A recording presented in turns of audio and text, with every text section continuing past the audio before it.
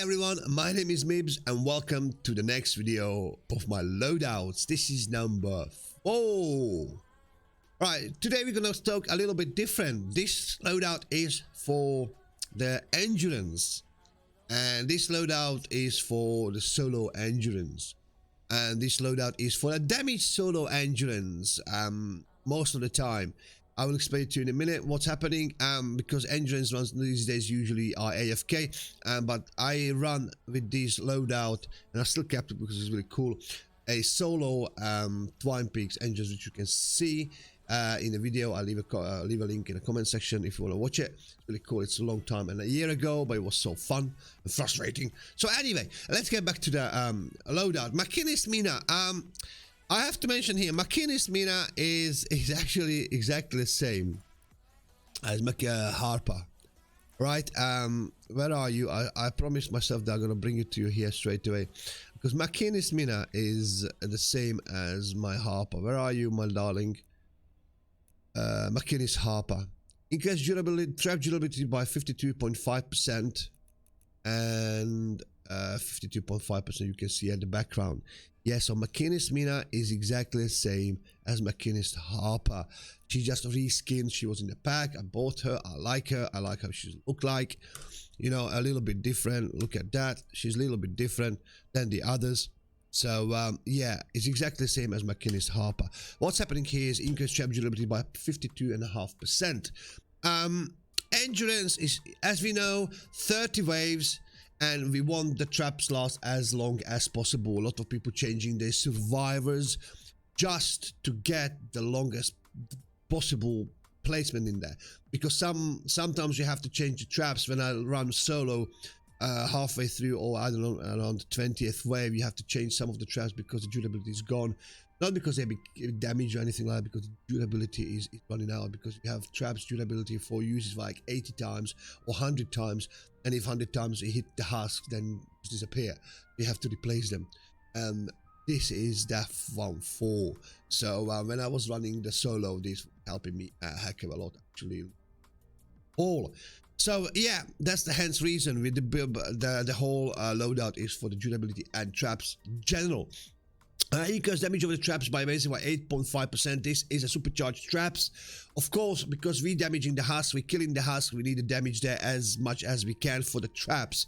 So next one is Mega Base Cars, connectivity range by 1. So what's happening is that you put your base down, you have a range of buildings where actually that base reaches and gives that boost of damage, durability, the damage and everything else what we have in the loadout. And this one, Mega Base, is extend that coverage by 1 tile. If you put him as a main hero, it can exchange by 3.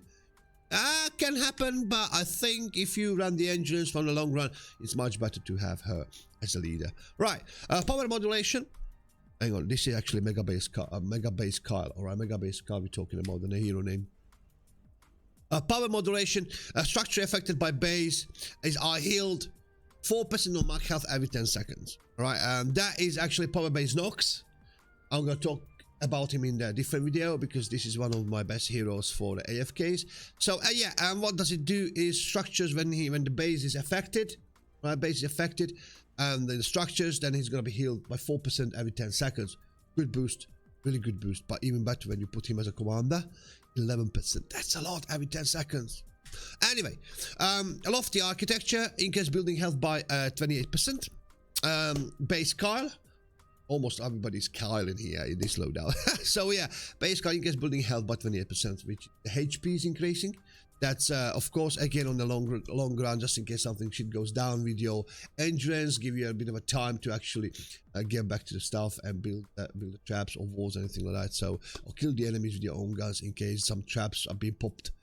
Because you haven't realized or something like that. Right, next one is a frozen castle. Enemies standing on a structure affected by a snare. Snare is actually 15%, sorry. The snare is slow them down, all right? If the base is down and they're walking on the traps, snared, that means they are walking slowly. It's the same effect as your wooden spike traps. Same effect, and it stacks, all right? If you go spike traps, with this one, it stacks.